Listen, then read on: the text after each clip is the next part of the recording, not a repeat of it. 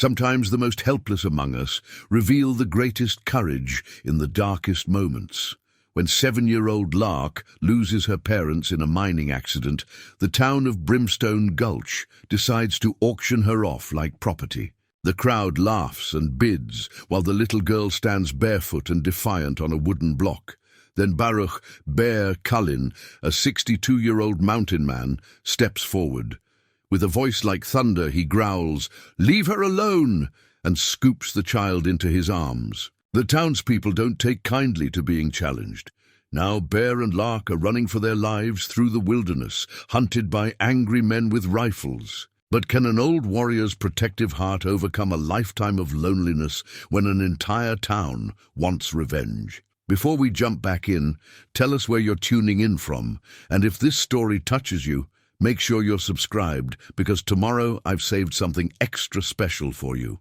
The wind whispered secrets through the towering pines, as Bear Cullin adjusted the leather straps of his pack, feeling the familiar weight of 2 months' worth of pelts pressing against his broad shoulders. At 62, his body still carried the strength of a man half his age, though his hair had turned the color of fresh snow, and his beard held streaks of silver that caught the morning light. His weathered hands, scarred from decades of traps and knives, moved with practiced efficiency as he secured his gear.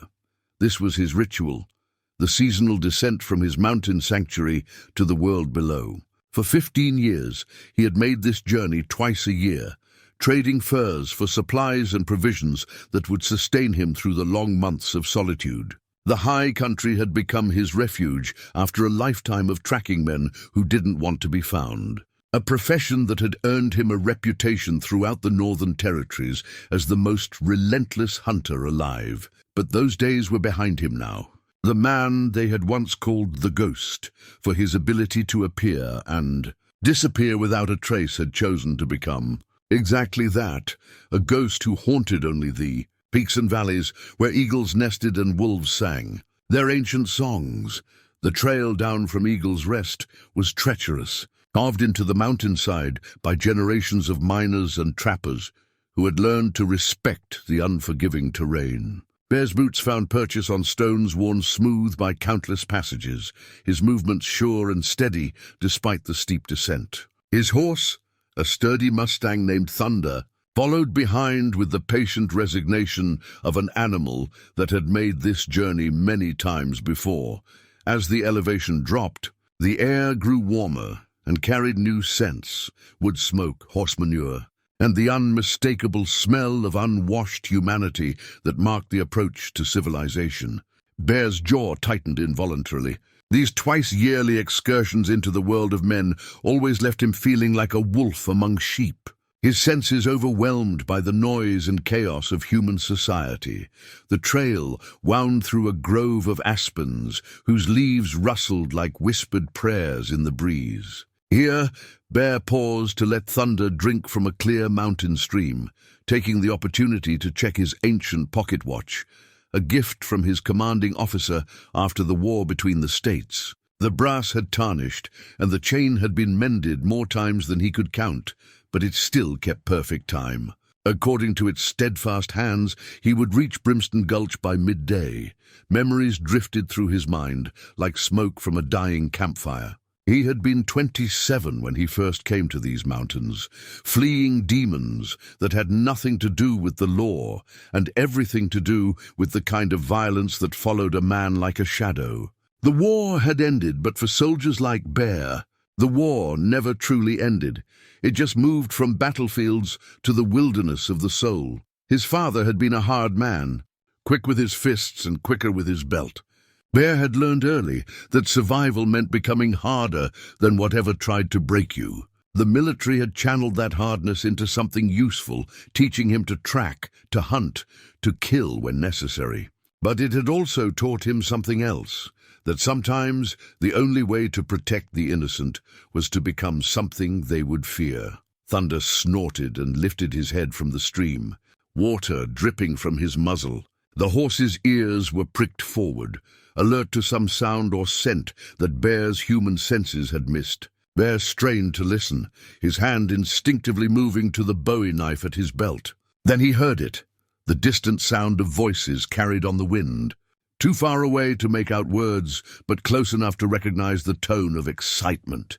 He mounted Thunder and urged the horse forward, following the trail as it curved around a massive boulder and offered the first clear view of Brimstone Gulch spread out in the valley below. The town was exactly as he remembered it, a collection of weathered buildings clustered around a main street that turned to mud with the first hint of rain. The mine shaft, now silent and abandoned after the collapse that had claimed so many lives, stood like a monument to greed and tragedy on the hillside beyond the town. But something was different today. Where the main street usually held only a few scattered horses and the occasional wagon, today it was crowded with people. They had gathered in the town square like buzzards around a carcass, their voices rising in excitement as they called out numbers and waved their hands in the air. Bear's eyes narrowed as he recognized what was happening. An auction. But what could possibly draw such a crowd to this forgotten corner of the world? His curiosity piqued despite himself. He guided Thunder down the final stretch of trail toward the town. The closer he got, the more his unease grew. There was something wrong about the energy of the crowd, something that made his skin crawl with the same instinct that had kept him alive through countless dangerous situations. These weren't the measured tones of men bargaining over livestock or equipment. This was something else entirely, something that carried the ugly undercurrent of cruelty. As he entered the town proper, tying Thunder to the hitching post outside McKinnon's general store, Bear could finally make out individual voices from the crowd. What he heard made his blood run cold. $20 for the girl. She's small, but she looks sturdy enough. 25. She'll grow into a fine worker. Bear's hands clenched into fists as the meaning of the words sank in. They were auctioning a child, a human child, being sold like a piece of property to the highest bidder. His mind reeled with the implications, with the casual cruelty of a society that could reduce a young life to a commodity to be bartered and sold. He pushed through the crowd, his massive frame creating a path as smaller men stepped aside without thinking. Some recognized him. Whispered conversations stopped mid-sentence as they caught sight of the legendary mountain man. Others simply felt the aura of barely controlled violence that surrounded him like a storm, cloud, and instinctively moved away. At the center of the crowd stood a makeshift platform, constructed from old shipping crates and scrap lumber. On that platform, a small figure stood with perfect stillness, and Bear felt his heart break and rebuild itself in the space of a single heartbeat. She couldn't have been more than 7 years old, with tangled brown hair that fell past her shoulders and feet bare despite the morning chill. Her dress was torn and stained with mud, but she wore it with a dignity that spoke of inner strength. Most striking of all were her eyes, dark and defiant, blazing with a fire that refused to be extinguished, despite whatever horrors had brought her to this moment. The auctioneer, a weaselly man with tobacco-stained teeth and a voice like grinding gravel, was calling for higher bids when those defiant eyes found Bear's face in the crowd. For a moment, time seemed suspended. In her gaze, he saw something he recognized, the look of a wild creature that had been cornered but had not yet surrendered. It was a look he had seen in his own reflection during the darkest moments of his youth. $30, called a voice from the crowd. Do I hear 35? The auctioneer responded. Bear felt something shift inside his chest, like ice breaking up on a river in spring. This was wrong. This was more than wrong. It was an abomination. And in that moment, Baruch Cullin made a decision that would change 2 lives forever. $35! Shouted a man in a bowler hat, his face flushed with the excitement of the bidding war.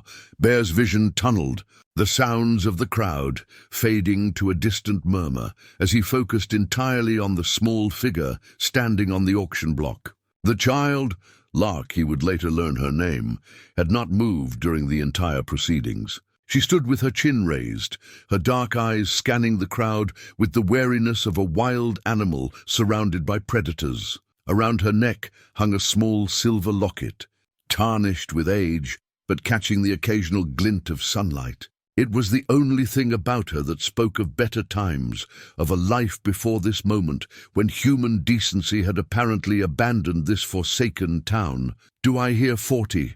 The auctioneer called out, his voice growing more animated as the price climbed. "This here's a strong girl, folks. Lost her parents in the mine collapse last month, but she's got spirit. Someone's going to get themselves a real bargain today." The casual cruelty of the man's words hit Bear like a physical blow. This child had lost everything, her parents, her home, her future, and these people were treating her tragedy like an opportunity. The civilized veneer he had built around his darker impulses began to crack and crumble. $40, he called another voice. Bear pushed forward through the crowd, his massive frame creating ripples of movement as people unconsciously stepped aside. Some recognized him now. He could hear whispered conversations starting and stopping, as words spread through the gathering that the legendary mountain man had come down from his heights. "That's Bear Cullin," someone hissed. "The tracker. They say he can find anyone, anywhere." "Thought he was dead," another voice murmured. "Might as well be. Ain't seen him in town for near on 2 years." The auctioneer, sensing the shift in the crowd's attention, looked up to see what was causing the disturbance. His eyes widened as he spotted Bear's approach, but his greed overrode any sense of caution. "Well, well," he called out with false bravado. "Looks like we got ourselves some mountain royalty here today. Mr. Cullin, you looking to make a bid? This little lady'd make a fine cook and cleaner for a man living alone up in them hills." The implication in the man's words made Bear's jaw clench so hard he thought his teeth might crack. He continued moving forward, his pale blue eyes locked on the auctioneer's face with an intensity that made the smaller man take an involuntary step backward. $45. Someone shouted from the back of the crowd. Bear had reached the edge of the platform now. Up close, he could see the exhaustion in the child's face, the way her small hands trembled slightly despite her brave facade. But her eyes never wavered from his, and in them he saw something that reminded him of himself at that age, a refusal to break, no matter what the world threw at her. "Do I hear 50? The auctioneer continued, though his voice had lost some of its earlier confidence. That was when Bear spoke, his voice carrying across the square with the authority of distant thunder. "Leave her alone." The words were quiet, almost conversational, but they cut through the noise of the crowd like a blade through silk. Conversation stopped mid-sentence. The auctioneer's mouth fell open, revealing his tobacco-stained teeth. "I beg your pardon." The auctioneer stammered. Bear stepped onto the platform, his movements deliberate and controlled. The old wood creaked under his weight, but his attention was focused entirely on the small figure beside him. This close, he could see the tear tracks on her cheeks, though her eyes remained dry now. She had cried all her tears already. "I said leave her alone," Bear repeated, his voice carrying the kind of finality that strong men had learned to respect. "This auction is over."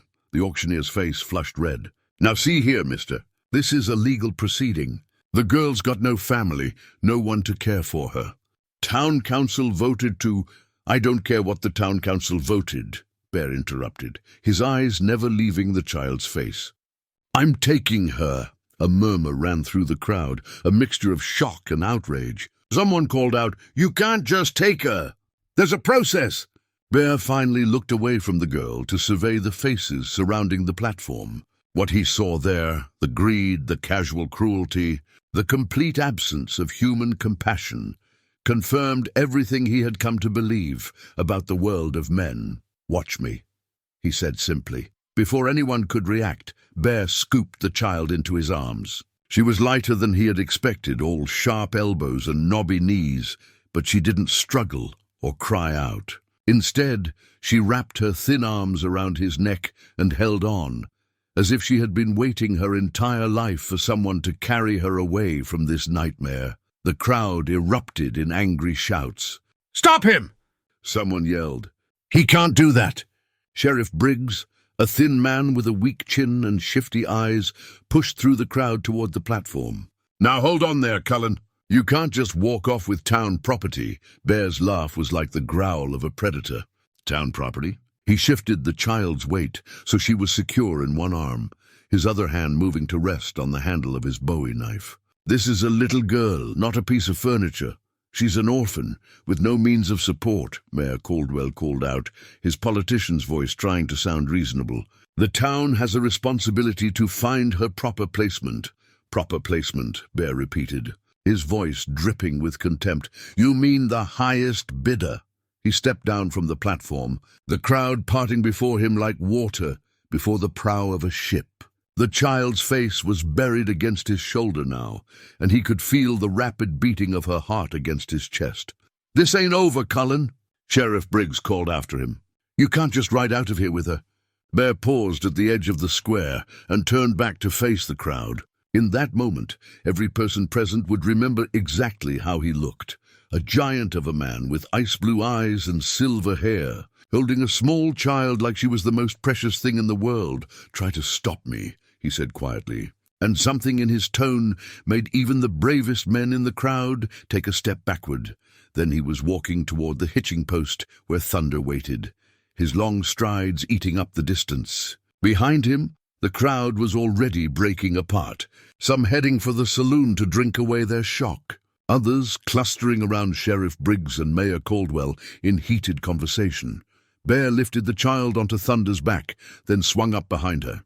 She fit perfectly in the circle of his arms, small and fragile, but somehow radiating a strength that amazed him.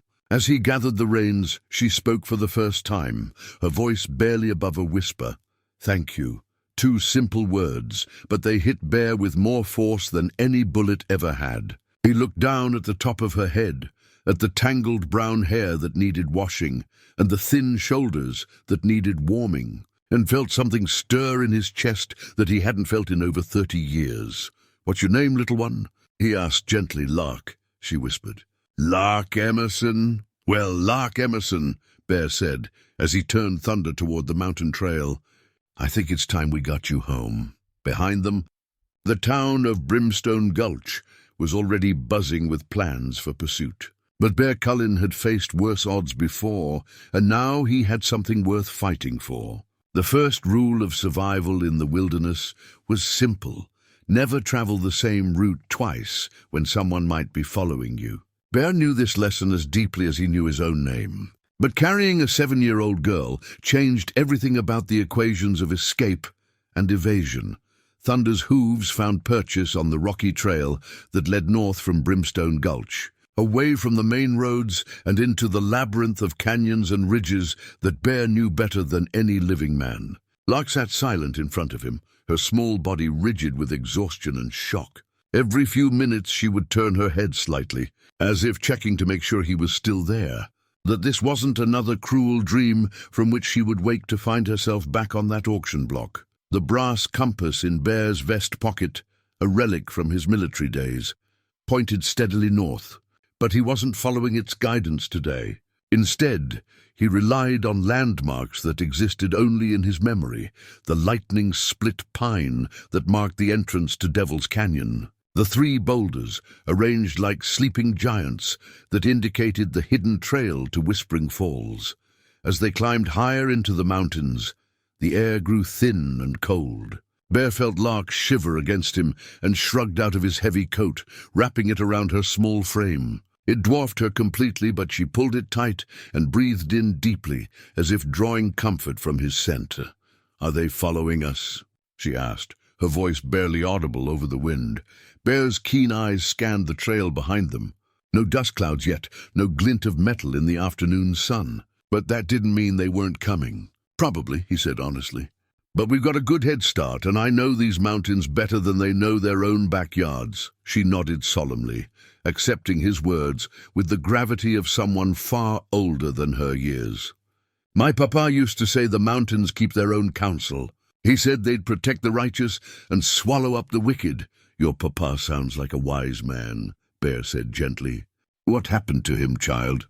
Lark's thin shoulders tensed beneath his coat. "Mine collapse. Him and Mama both. They were checking on some of the newer tunnels when the whole thing came down." Her voice remained steady, but Bear could feel the tremor that ran through her body. "They never found the bodies." Bear's jaw tightened. He had seen mine collapses before, knew the kind of devastation they could cause. The fact that this child had lost both parents in such a horrible way and still maintained her dignity in the face of being auctioned off like cattle spoke to a strength of character that humbled him. "I'm sorry for your loss," he said, and meant it. "They raised a brave daughter." "Mama always said I was too stubborn for my own good," Lark replied, and Bear caught the hint of a smile in her voice. "Papa said I got it from her side of the family." They rode in companionable silence for a while, the steady rhythm of thunder's hooves providing a counterpoint to the whisper of wind through the pines. Bear found himself acutely aware of the small weight pressed against his chest, the trust that had been placed in him by this fierce little girl. It was a responsibility he had never asked for and wasn't sure he deserved, but it settled around his shoulders like a familiar burden. As the sun began its descent toward the western peaks, Bear guided Thunder off the main trail and into a narrow defile that wound between towering walls of granite. This was one of his secret routes, known only to him and perhaps a few of the older mountain men who had learned to read the landscape like a book written in stone and sky. "Where are we going?" Lark asked. "Someplace safe," Bear replied. "There's an old line shack about 2 hours ahead. We can rest there for the night, get you fed and warmed up." "A line shack?" "Small cabin the ranchers use during cattle drives," Bear explained. "This one's been abandoned for years, but I've kept it stocked with supplies. It'll give us shelter while I figure out our next move." The truth was, Bear had no idea what their next move should be. Taking Lark had been an impulse born of righteous anger, but now he had to face the practical realities of the situation. He was a 62-year-old hermit who lived alone in the wilderness, completely unprepared to care for a child. What did he know about raising a little girl? What could he possibly offer her beyond temporary protection? But as they rode deeper into the mountains, Bear found himself studying the way Lark observed their surroundings with bright, intelligent eyes. She asked no foolish questions, made no complaints about the cold or the discomfort of the saddle. When Thunder stumbled slightly on a loose rock, she leaned forward and patted the horse's neck reassuringly, murmuring words of encouragement in a voice too mature for her years. "You know horses," Bear observed. "Papa taught me. He said a person who couldn't get along with horses and dogs probably wasn't worth knowing." She paused, then added quietly, "He had a mare named Sunshine. She was in the barn when the mine collapsed. The whole mountain shook, and she got spooked and broke her leg trying to get out of her stall." Bear's hands tightened on the reins. "What happened to her?" "Sheriff Briggs shot her. Said she was suffering, and it was the merciful thing to do." Lark's voice carried a bitterness that made Bear's heart ache. "But I think he just wanted to hurt something. He was always mean to the miners' families." The pieces of a larger picture were beginning to fall into place in Bear's mind. A corrupt sheriff, a child orphaned by industrial negligence, a town willing to auction off its most vulnerable residents.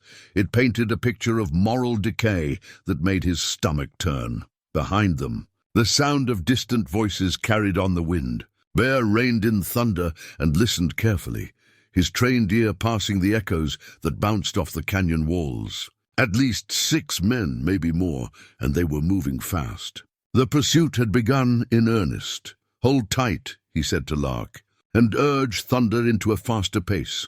The race for sanctuary had begun, and Bear Cullin was determined that this time the hunters would become the hunted. The line shack sat in a small clearing, surrounded by towering aspens, their leaves already turned gold with the first hint of autumn. Bear had built this refuge himself 20 years ago, a way station for his longer journeys into the deep wilderness. It was simple but sturdy, 4 walls of hewn logs, a stone chimney, and a roof that had weathered countless mountain storms. As they approached, Bear felt Lark tense in his arms. Her torn dress, already threadbare from her ordeal, seemed even more pitiful in the gathering dusk.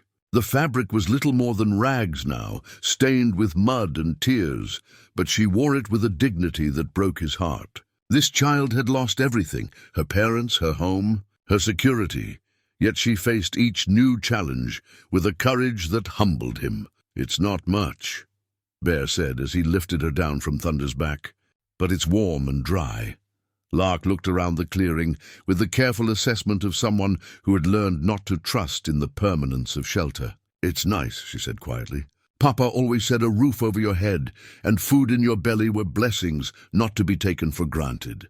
Inside, the cabin was exactly as Bear had left it 6 months ago. A simple cot sat against one wall, while shelves lined with preserved food and supplies took up another. The stone fireplace dominated the far end of the single room, its hearth already laid with kindling and seasoned wood. Bear knelt and struck a match, the flame catching the dry bark and spreading quickly to the larger pieces. Soon a cheerful fire crackled in the grate, casting dancing shadows on the log walls and filling the space with welcome warmth. "Sit here by the fire," he said, guiding Lark to a chair he had carved from a single piece of oak. "Let me see what we have for supper." As he rummaged through his supplies, Bear was acutely aware of how alien this felt, caring for another person, especially a child. For 15 years, his routine had been solitary, predictable, focused entirely on his own survival. Now every decision had to account for someone else's needs, someone whose very presence changed the fundamental nature of who he was. From a tin box, he produced hardtack, dried meat, and a small bag of beans. Not exactly the kind of meal a growing child should have, but it would provide nourishment and warmth. As he prepared the simple supper, he found himself watching Lark from the corner of his eye. She sat very still in the chair, her small hands folded in her lap, observing everything with those dark, intelligent eyes. There was something almost feral about her stillness, the alertness of a wild creature that had learned to assess every situation for potential danger. "You can relax, child," Bear said gently. "You're safe here." "Mama used to say that safety was something you carried inside yourself," Lark replied. "She said it didn't depend on where you were, but on knowing who you could trust." The simple wisdom of the statement caught Bear off guard. This 7-year-old had already learned lessons that many adults never mastered. "And do you trust me?" he asked. Lark studied his face for a long moment, her expression serious beyond her years. "You could have walked away," she said finally. "You could have minded your own business and gone about your trading. But you didn't. You stood up for me when nobody else would." She paused, then added quietly, "Papa always said you could judge a man by what he does when nobody's watching. But I think you can judge him even better by what he does when everybody is." Bear felt something shift in his chest, a warmth that had nothing to do with the fire crackling in the hearth. When had he last been seen so clearly by another person? When had anyone looked past his fearsome reputation to see the man underneath? He handed her a tin cup filled with hot beans and sat down across from her with his own meal. They ate in comfortable silence, the only sounds the crackling of the fire and the distant call of a nighthawk hunting in the gathering darkness. "What happens tomorrow?" Lark asked eventually. Bear considered the question carefully. Behind them, somewhere in the maze of mountain trails, men with guns were following their track. Ahead lay his mountain sanctuary, but also the reality that he was completely unprepared to raise a child. "I don't rightly know," he admitted. "I've never been in a situation quite like this before." "Neither have I," Lark said, and there was something almost like humor in her voice. "But Papa used to say that most of life is figuring things out as you go along." After supper, Bear fashioned a bed for her from blankets and his spare coat, placing it close enough to the fire for warmth, but far enough away to be safe. As she settled down to sleep, he noticed her hand going instinctively to the silver locket at her throat. "That was your mother's?" he asked. Lark nodded. "She gave it to me right before—" her voice caught. "Right before the accident. She said it would keep me close to her and Papa no matter what happened. May I see it?" She lifted the locket from her neck and handed it to him. The silver was tarnished with age, but Bear could make out delicate engravings of flowers around the edge. When he opened it, he found a small photograph of a man and woman, both smiling into the camera with the easy confidence of people who believed in the future. "They look like good people," Bear said, handing the locket back to her. They were. Lark fastened the chain around her neck again, tucking the locket beneath her torn dress. Papa worked in the mines, but he was always reading books, learning new things. He taught me to read before I was 5. Mama could make music come out of anything. She had a voice like an angel. As Lark drifted off to sleep, Bear sat by the fire and thought about the weight of responsibility that had settled around his shoulders. This child had already endured more loss and hardship than most people faced in a lifetime. Yet she possessed a strength and wisdom that amazed him. Outside, the wind picked up, carrying with it the distant sound of men and horses moving through the darkness. The hunters were closer than he had hoped. Tomorrow would bring new challenges, new dangers, and decisions that would shape both their futures. But tonight, in this small cabin warmed by firelight and newfound trust, Bear Cullin discovered that even an old mountain man could learn what it meant to have something worth protecting. Dawn came grey and cold, bringing with it the sound that Bear had been dreading, the distant baying of tracking dogs. He was awake instantly, his hand moving to the Colt revolver at his hip before his eyes had even opened. Across the cabin, Lark stirred restlessly on her makeshift bed, her small face pinched with exhaustion. "They found our trail," Bear said quietly, not wanting to alarm her but knowing she deserved the truth.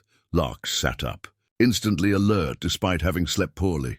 "How far behind us?" "Close enough."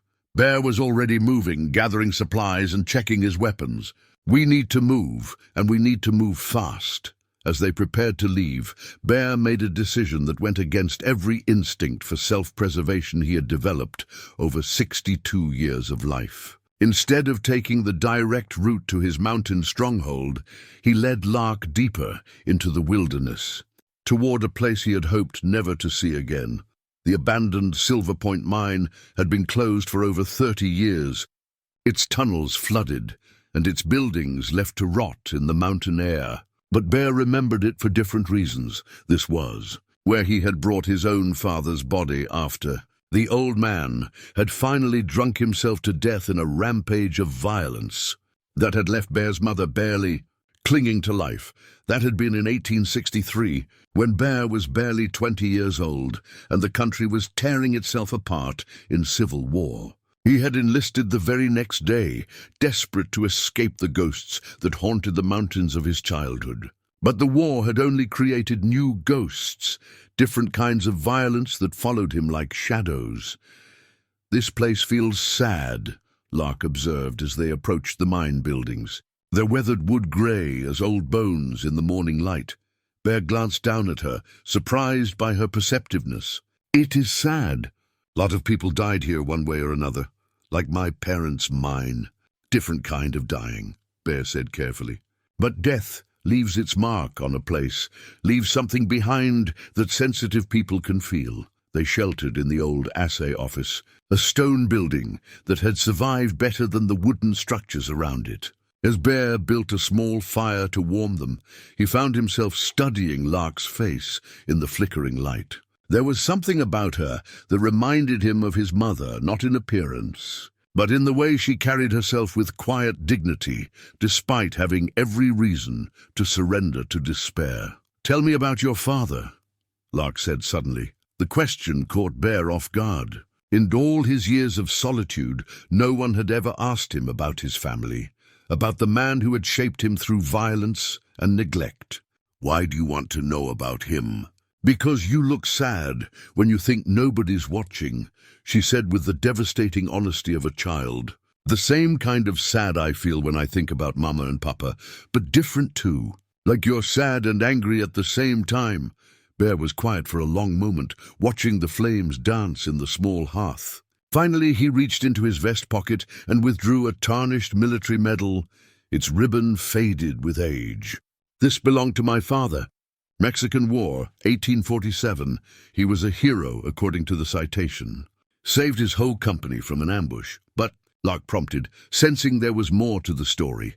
"But heroes in war don't always make good fathers in peace." Bear's voice was carefully controlled, but Lark could hear the old pain underneath. He came back from Mexico with a hunger for violence that never left him.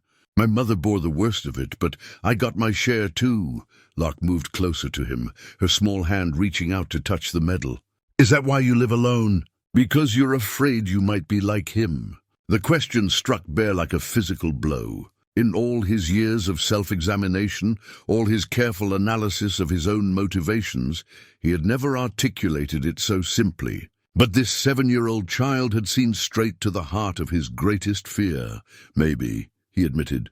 The capacity for violence runs in families sometimes. I've seen too much killing, done too much killing. Sometimes I wonder if the mountains are the only thing keeping me from becoming what he was. You're not him, Lark said with absolute certainty. How can you be so sure? Because you saved me. She looked up at him with those dark, serious eyes.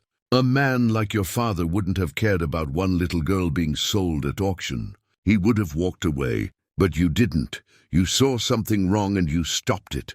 Even though it meant trouble for you, Bear felt something loosen in his chest, a knot of tension he had carried for so long he had forgotten it was there. You see a lot for someone so young. Mama always said I was an old soul in a little body. Lark tucked her knees up under her chin, wrapping Bear's coat tighter around herself. She said some people are born with eyes that see deeper than most, but that it's both a gift and a burden. What do you see when you look at me? Bear asked, genuinely curious about her perspective. Lark considered the question seriously. I see someone who's been hurt, but didn't let it make him cruel. Someone who's strong enough to be gentle. Someone who's been alone for so long, he's forgotten what it feels like to belong somewhere. She paused, then added quietly, someone who needs a family as much as I do.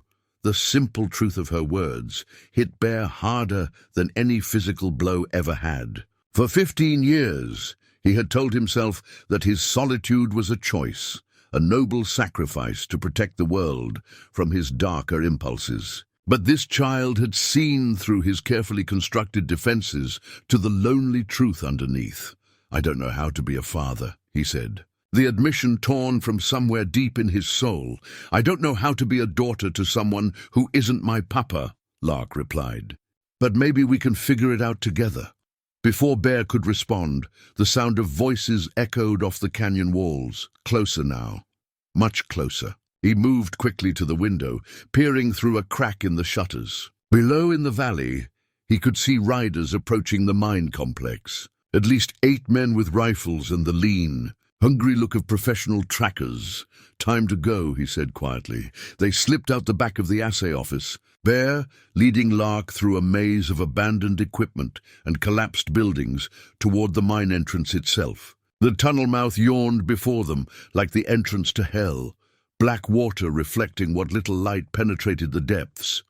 We're going in there? Lark asked, her voice steady despite the obvious fear in her eyes. Just for a little while, Bear assured her. There's another entrance about half a mile through the mountain. We can come out on the other side while they're still searching these buildings. The water in the tunnel was ice cold and came up to Lark's waist, but she followed Bear without complaint, her hand gripping his with trust that amazed him. In the darkness, guided only by Bear's intimate knowledge of these tunnels, they made their way through the flooded mine. Papa Bear. Lark's voice echoed softly off the tunnel walls. It was the first time she had called him that, and the words stopped Bear in his tracks. Yes? Thank you for not leaving me behind. Thank you for giving me a reason to keep going, Bear replied, and meant it more than he had ever meant anything in his life. Behind them, the voices of their pursuers grew louder as they searched the abandoned buildings. But ahead lay freedom, and the beginning of something neither of them had dared hope for, a family forged not by blood, but by choice and courage, and the kind of love that emerges from shared hardship. As they emerged from the tunnel on the far side of the mountain, Bear felt the morning sun on his face and realized that for the first time in 30 years, he was no longer running from his past. He was running toward his future. 3 days into their flight through the wilderness, Bear made his first mistake, and it nearly cost them everything. They had been traveling through a narrow canyon when the attack came, swift and brutal as a summer thunderstorm. The bounty hunters had split into smaller groups, using tactics Bear recognized from his own military days. They had anticipated his route perfectly. setting up an ambush in the one place where escape would be nearly impossible. The first shot shattered the morning silence, the bullet striking the rock face inches from Bear's head. He threw himself sideways, pulling Lark down behind a boulder as more shots followed, the reports echoing off the canyon walls like thunder. "Stay down," he commanded, his voice carrying the authority of a man who had survived a dozen such encounters. "No matter what happens, you stay behind this rock until I tell you it's safe." Lark nodded, her face pale but determined. In her small hands, she clutched the wooden horse that Bear had carved for her the night before, whittling it from a piece of pine while she slept. It was a simple thing, roughly made, but she had awakened to find it beside her blanket and had held it like a treasure ever since. Bear drew his Colt and assessed the situation with the cold calculation of a professional killer. 4 men, maybe 5, positioned on the canyon rim with rifles. They had the high ground and superior firepower, but they also had something to lose. The bounty on his head was no good to them if he died in the canyon. "Cullin!" a voice called from above. "We know you're down there. Send up the girl and we'll let you ride out." Bear's laugh was harsh as winter wind. "And I suppose you boys will just forget all about the reward money? Your girl's worth more alive than you are dead," the voice replied. "Town's offering $500 for her safe return." $500. More money than most of these men would see in a year. Bear felt a cold fury building in his chest at the casual way they discussed Lark's fate, as if she were nothing more than a commodity to be traded. "What do you say, little girl?" Another voice called, this one closer to the canyon floor. "You want to come home where you belong?" That was Bear's opportunity. The man had moved too close, abandoning the safety of the high ground for a better angle. Bear had spent 30 years learning to move like a ghost through terrain, just like this. And old habits died hard. "Count to 30, then call my name," he whispered to Lark, "loud as you can." Before she could ask what he meant, Bear was gone, moving through the scattered boulders with the fluid grace of a predator stalking prey. The man on the canyon floor never saw him coming. One moment he was taking aim at the hiding spot where he thought his quarry was pinned down. The next, he was unconscious on the ground with Bear's rifle in hand. When Lark called his name as instructed, Bear was already in position behind the fallen man's original cover. The remaining hunters, thinking their quarry was still trapped, exposed themselves trying to get better shots. Bear's military training took over, and within minutes the canyon was silent, except for the echo of gunshots fading into memory. But victory had come at a price. A ricocheting bullet had carved a furrow across Bear's left shoulder, and blood was seeping through his shirt. It wasn't life-threatening, but it was enough to slow him down, and in their situation any weakness could prove fatal. "Papa Bear!" Lark's voice carried a note of panic as she saw the blood. "It's all right," he said, though the wound burned like fire. "Just a scratch, but it wasn't all right, and they both knew it." As they made their way out of the canyon, Bear found himself leaning more heavily on thunder than he had in years. The blood loss was making him lightheaded, and he knew he needed rest and proper care for the wound.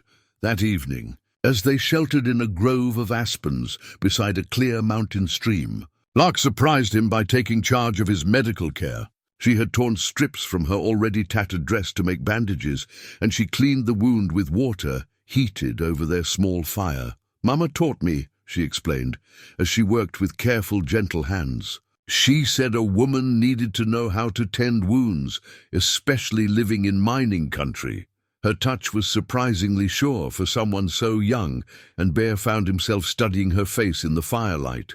There was something both ancient and innocent about her concentration. The way she approached the task, with the seriousness of someone who understood that lives could hang in the balance. "You saved us today," she said quietly, as she wrapped the bandages around his shoulder. "Those men would have taken me back. Back to what?" Bear asked. "More auctions? More people treating you like property?" "Sheriff Briggs said the town council had voted to place me with a suitable family," Lark said, her voice carrying a bitterness that no child should possess. "But I heard him talking to Mayor Caldwell. They were going to sell me to the Hendersons over in Copper Falls. Mrs. Henderson already has 3 children of her own, but she wanted another girl to help with the washing and cooking. Bear's jaw clenched. Slavery by another name? That's what I thought, too. Lark finished with the bandages and sat back to admire her work. Papa always said that when people start talking about what's suitable for you without asking what you want, it's time to start worrying. As she spoke, she unconsciously reached for the wooden horse Bear had carved for her, running her thumb over its smooth surface.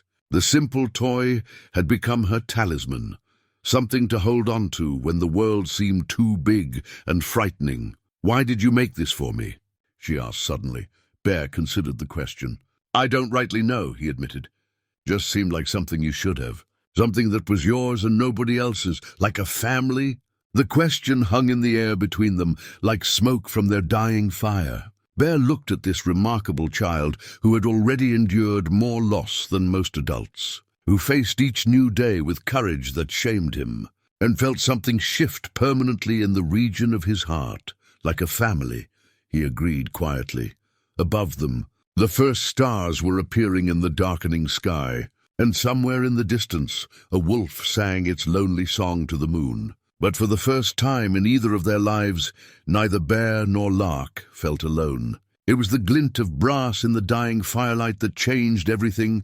Bear was checking his weapons before their dawn departure, when Lark's locket caught the last flicker of flames from their campfire. She was sleeping peacefully, one small hand curled around the wooden horse, the other resting on the silver pendant at her throat. But something about the way the light reflected off the metal made Bear look closer. The locket was slightly open, revealing not just the photograph of her parents, but something else, a tiny piece of paper folded so small it was barely visible. Bear hesitated, torn between respect for the child's privacy and a growing sense that this discovery might be important. Finally, his instincts as a tracker and investigator won out. Moving carefully so as not to wake her, Bear gently worked the paper free from the locket. It was tissue-thin, covered with writing so small he had to hold it close to the dying embers to make out the words. What he read made his blood run cold. It was a list of names and numbers, written in a careful hand that he recognized from wanted posters as belonging to William Emerson, Lark's father. But these weren't mining records or personal notes. They were accounts, showing systematic theft from the Brimstone Gulch town treasury over a period of 3 years. And at the bottom of the list in larger letters were 2 names that explained everything: Sheriff Briggs and Mayor Caldwell. Bear's mind raced as the implications sank in. William Emerson hadn't died in a random mining accident.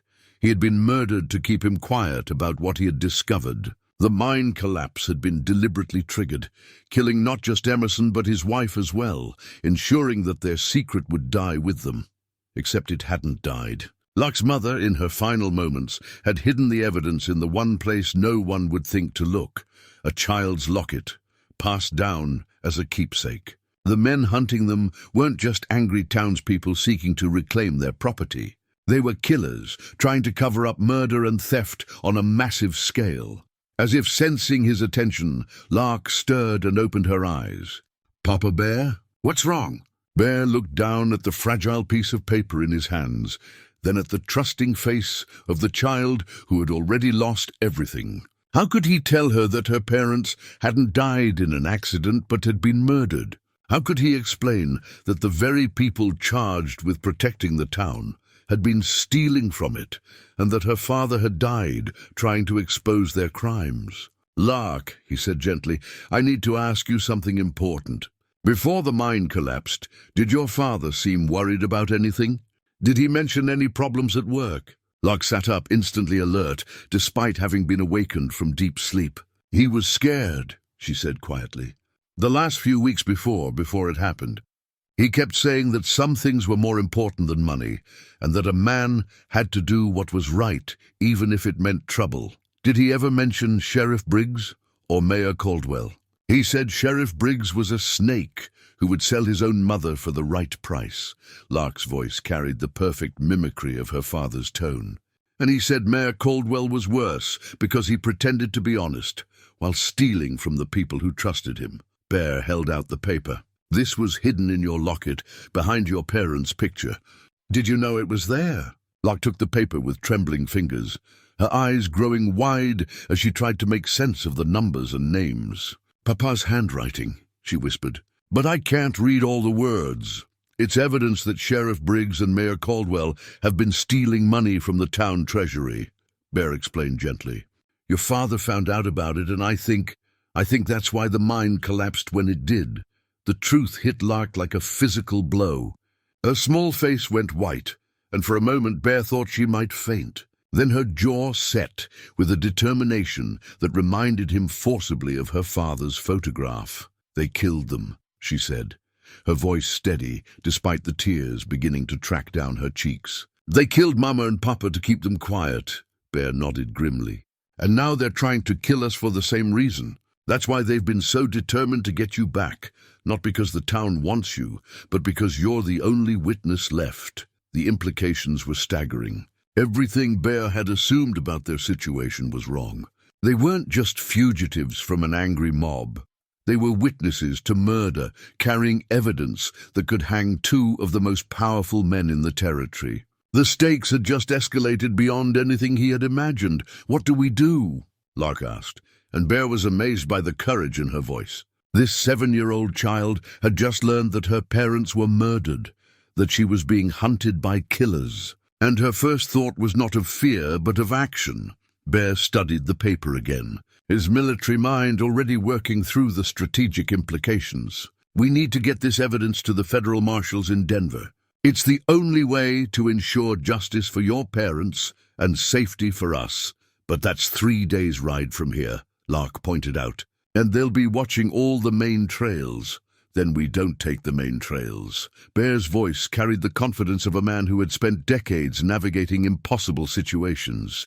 I know these mountains better than any man alive. We can reach Denver without touching a single road or trail that they'll expect us to use.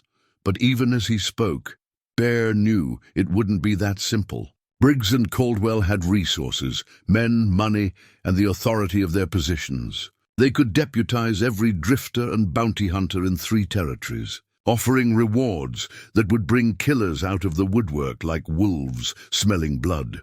More importantly, they now knew that Bear and Lark posed an existential threat to their freedom and their lives. They would stop at nothing to eliminate that threat, even if it meant turning the entire Rocky Mountain territory into a hunting ground. Papa Bear. Lark's voice was small in the darkness. Are you sorry you saved me, now that you know how much trouble it's going to bring? Bear looked down at this remarkable child who had already shown more courage and wisdom than most adults he had known. Despite everything, the danger, the pursuit, the revelation of murder and corruption, his answer came without hesitation. No, he said firmly. I'm not sorry. Whatever happens, saving you was the right thing to do. Your parents died trying to do what was right, and I won't dishonor their memory by backing down now. Lark nodded solemnly, then carefully folded the paper and placed it back in her locket. Then we go to Denver. We make them pay for what they did. As Bear banked the fire and prepared their gear for another day of hard travel, he felt a grim satisfaction settling over him. For 30 years, he'd been running from violence, trying to leave his darker nature behind in the wilderness. But some fights chose you, and some causes were worth the risk, Sheriff. Briggs and Mayor Caldwell had made one critical mistake. They had underestimated both the courage of a 7-year-old girl and the protective instincts of a man who had finally found something worth fighting for. The hunted were about to become the hunters, and Bear Cullin was going to remind these corrupt officials why men had once whispered his name in fear across 3 territories. The weapons cache was exactly where Bear had left it 15 years ago, hidden in a natural cave, behind a waterfall that few men could reach, and fewer still would think to explore. As the roar of cascading water masked their approach, Bear felt the familiar weight of destiny settling on his shoulders. Stay close to the rock wall, he instructed Lark as they worked their way along the narrow ledge behind the falls. The stone can be slippery, and it's a long way down. Lark followed his instructions without question, though Bear could see the wonder in her eyes as they passed through the curtain of water into the hidden chamber beyond. Inside, the cave was larger than it appeared from outside, with smooth walls carved by centuries of flowing water and deposits of minerals that caught what little light penetrated their sanctuary. In the deepest recess of the cave, wrapped in oiled canvas and protected from moisture by careful planning, Bear's old life waited for him. The Winchester rifle he had carried through a dozen campaigns lay disassembled but pristine, its action smooth as silk, and its barrel still true. Boxes of ammunition, dried rations, medical supplies, and other tools of his former trade filled several wooden crates. But it was the smaller items that carried the most weight: maps showing every trail, hideout and water source within 100 miles, coded letters from old contacts who might still honor ancient debts, and a set of U.S. Marshal credentials that had never been officially revoked. "Were you really a Marshal?" Lark asked, studying the badge with its worn brass surface and official seal.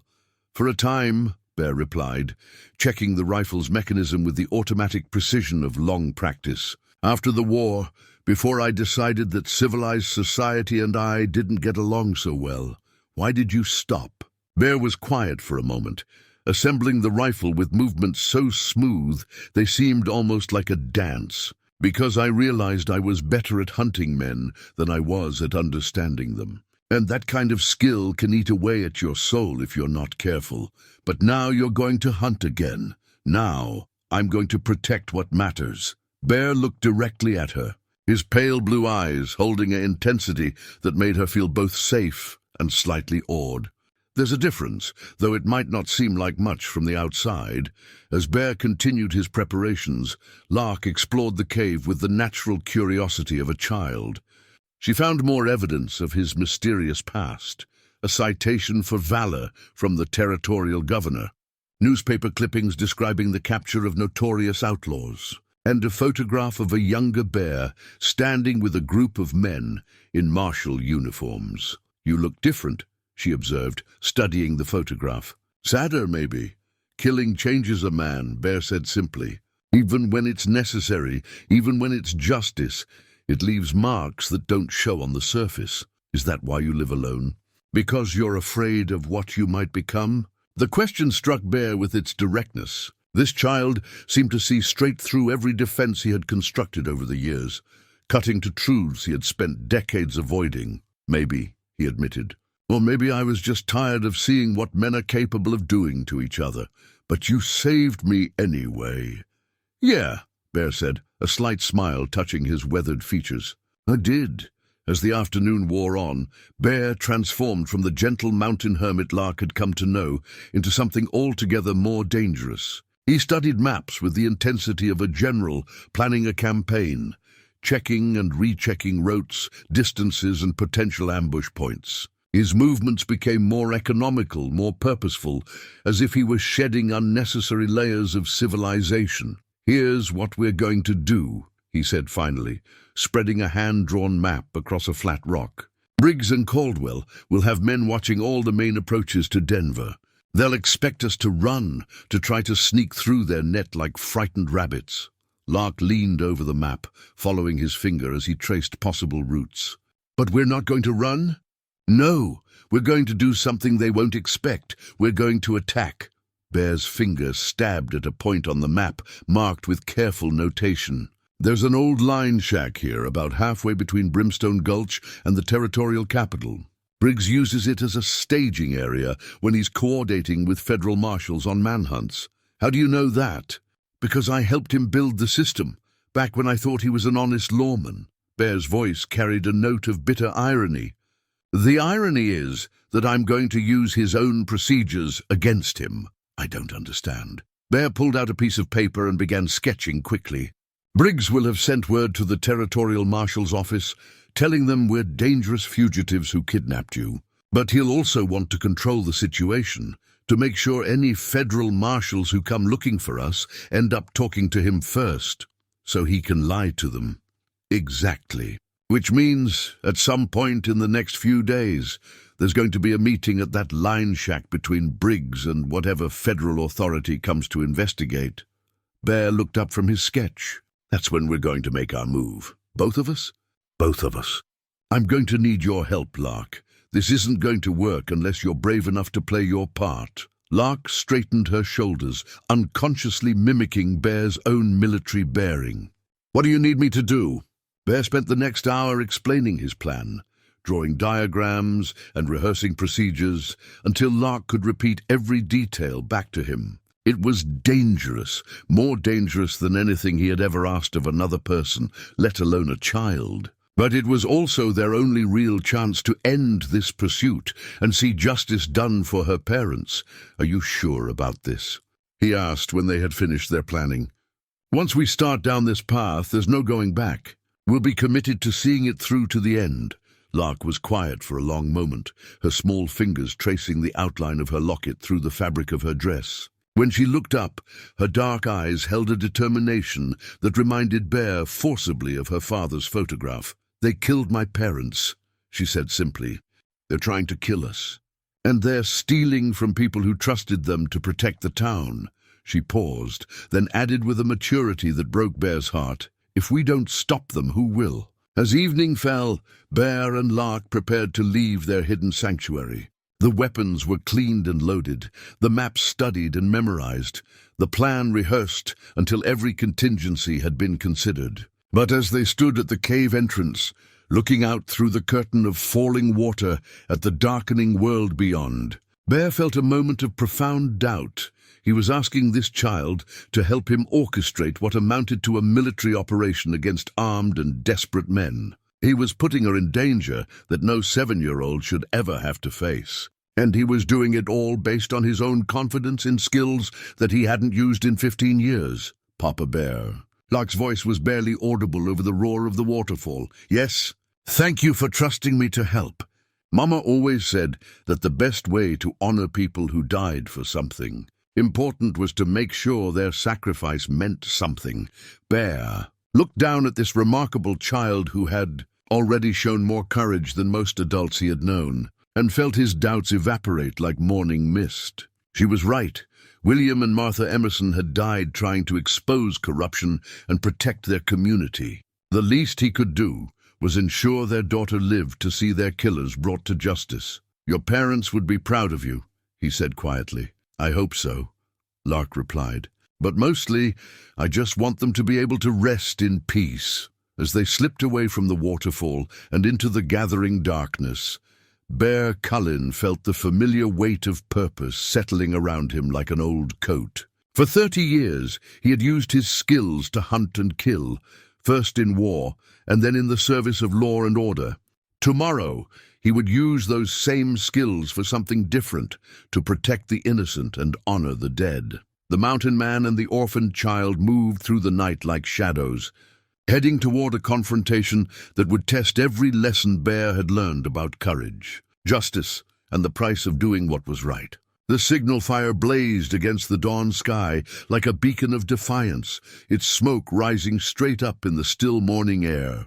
From his position on the ridge overlooking the old line shack, Bear watched through his field glasses as the first riders appeared on the trail below, exactly as he had predicted. Sheriff Briggs led the group, his badge glinting in the early sunlight as he urged his horse toward the small cabin.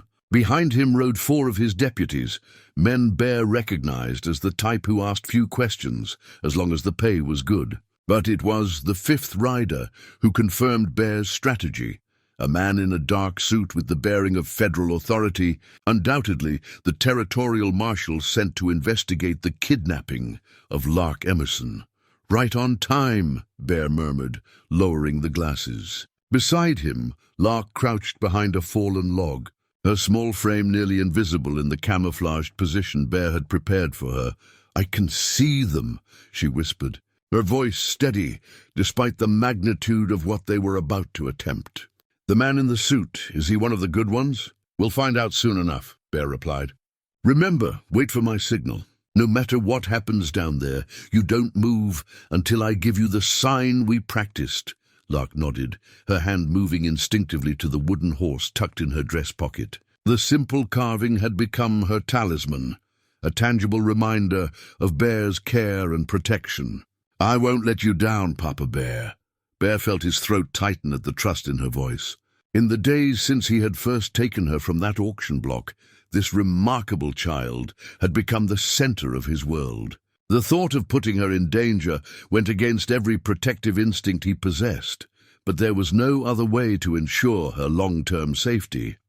Down in the valley, the riders had reached the line shack. Bear watched as Briggs dismounted and approached the federal marshal, his body language radiating the false confidence of a man playing a dangerous game. Even at this distance, Bear could read the sheriff's nervousness in the way he kept adjusting his gun belt and glancing toward the surrounding hills. "He knows something's wrong," Bear observed. "But he can't figure out what." The marshal, a lean man with gray hair and the weathered look of someone who had spent decades enforcing law in hard country, listened as Briggs began his carefully prepared lies. Bear couldn't hear the words, but he could imagine the story being told. Dangerous fugitive, kidnapped child, desperate need for federal assistance in bringing them to justice. What Briggs didn't know was that Bear had sent his own message to the territorial marshal's office 3 days earlier, using his old credentials and contacts. A very different story had reached Denver, one involving murder, corruption, and a child who was the only surviving witness to multiple crimes. The morning sun climbed higher, burning off the mist that clung to the valley floor. Bear checked his pocket watch, an old habit from his military days, and noted that everything was proceeding exactly according to schedule. The carefully orchestrated confrontation was about to begin. Then he saw it, the moment when the federal marshal's demeanor changed. The man stepped back from Briggs, his hand moving instinctively toward his sidearm. Whatever evidence Bear's message had contained, it was enough to make the marshal suspicious of the local sheriff's story. "Now," Bear breathed, raising his rifle. The shot echoed across the valley like thunder, the bullet striking the ground inches from Briggs' feet. Every man below drew his weapon, spinning in confusion as they tried to locate the source of the attack. Sheriff Briggs. Bear's voice carried clearly across the distance, amplified by the natural acoustics of the canyon. "I think it's time you and I had a conversation." "Cullin!" Briggs shouted back, his voice cracking with strain. "Come down here and face me like a man." "I think I'll stay right where I am," Bear replied. "But I've got someone here who wants to talk to that federal marshal." This was the moment of truth. Everything depended on the marshal's reaction, on whether he would listen to evidence or simply assume that Bear was a dangerous fugitive holding a child hostage. Bear held his breath as the man in the dark suit stepped forward. "This is U.S. Marshal Thomas Crawford." The official voice boomed across the valley. "If you have information relevant to this case, I'm authorized to hear it." Bear felt a surge of relief. Crawford, he knew that name. They had worked together years ago on a case involving cattle rustlers operating across territorial lines. If anyone would give him a fair hearing, it would be Tom Crawford. "Marshal Crawford," Bear called back. "This is Baruch Cullin. I believe you received my message about Sheriff Briggs and Mayor Caldwell." Even at this distance, Bear could see Briggs stiffen at the mention of the message. The sheriff's carefully constructed plan was beginning to unravel, and his reaction confirmed everything Bear had suspected about the man's guilt.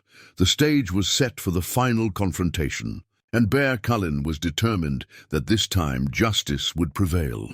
"I did receive your message, Cullin," Marshal Crawford shouted back. "But I need to see the evidence you mentioned." That was Lark's cue.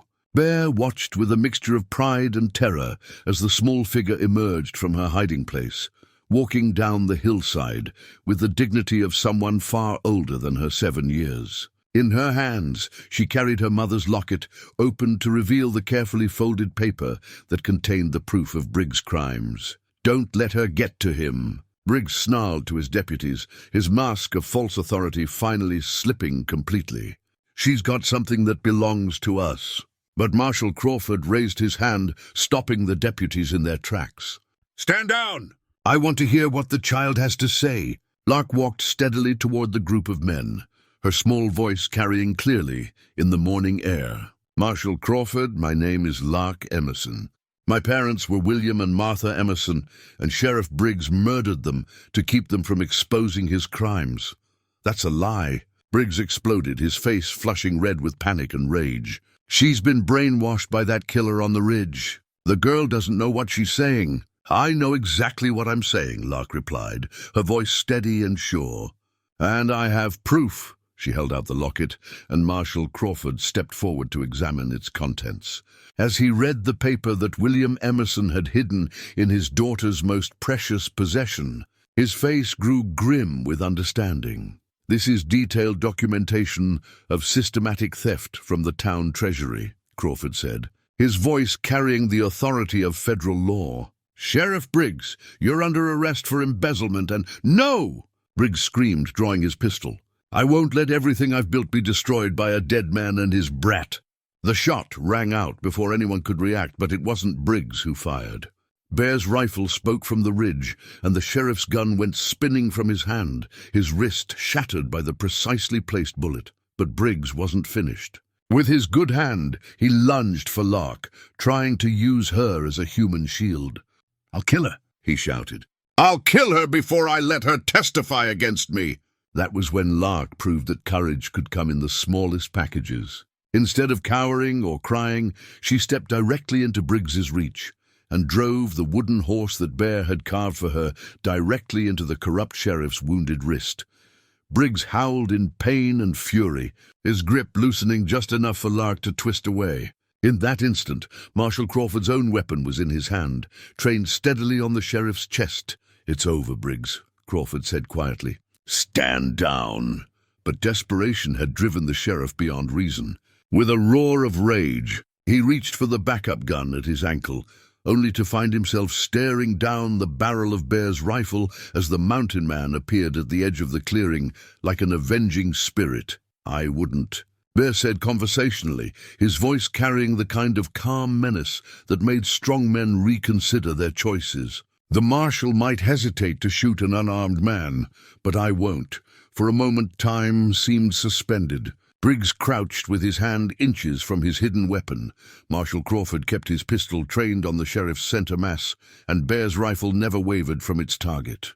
The only sound was the wind through the pines, and Lark's steady breathing as she stood between them all, fearless as a lioness. Then Briggs made his final mistake. With a snarl of defeat and rage, he grabbed for his ankle gun, and Bear's rifle spoke for the last time. The sound echoed off the canyon walls like thunder, and Sheriff Briggs collapsed to the ground. His corrupt career ended by the same violence he had used to silence William and Martha Emerson. In the sudden silence that followed, Lark walked calmly to where Bear stood and slipped her small hand into his massive one. "Is it over, Papa Bear?" "It's over," Bear confirmed, looking down at this remarkable child who had shown more courage in the past week than most people displayed in a lifetime. "Your parents can rest in peace now." Marshal Crawford holstered his weapon and approached them, his expression a mixture of admiration and amazement. "I've been a federal marshal for 23 years, he said quietly, "and I've never seen anything like what just happened here. That was the bravest thing I've ever witnessed. Just a little girl seeking justice for her parents," Bear replied, his voice rough with emotion. "No," Crawford said, looking directly at Lark. "That was a daughter, honoring her family's memory and a father protecting what matters most to him." As the remaining deputies surrendered their weapons and submitted to arrest as accessories to Briggs' crimes, Bear felt a weight lift from his shoulders that he had carried for 30 years. For the first time since the war, he had used his skills not for killing or hunting, but for protection and justice.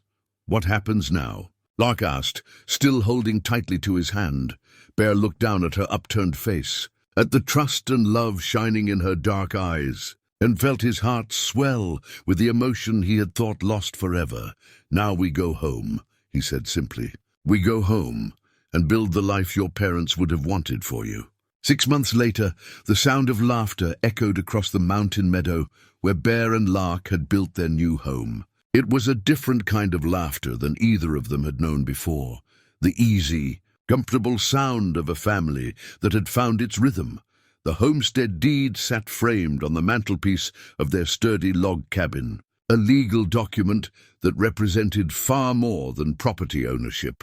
It was proof of legitimacy, of belonging, of a future that stretched ahead of them like the mountain vistas that surrounded their new life. Bear stood in the doorway, watching as Lark practiced her reading with the same determination she had shown throughout their ordeal. The federal government had not only cleared them of all charges, but had also provided a substantial reward for exposing the corruption in Brimstone Gulch. More importantly, they had facilitated the legal adoption that made Bear officially what he had become in every way that mattered, Lark's father. "Papa Bear," Lark called from where she sat beneath the old oak tree that shaded their front porch. "Listen to this."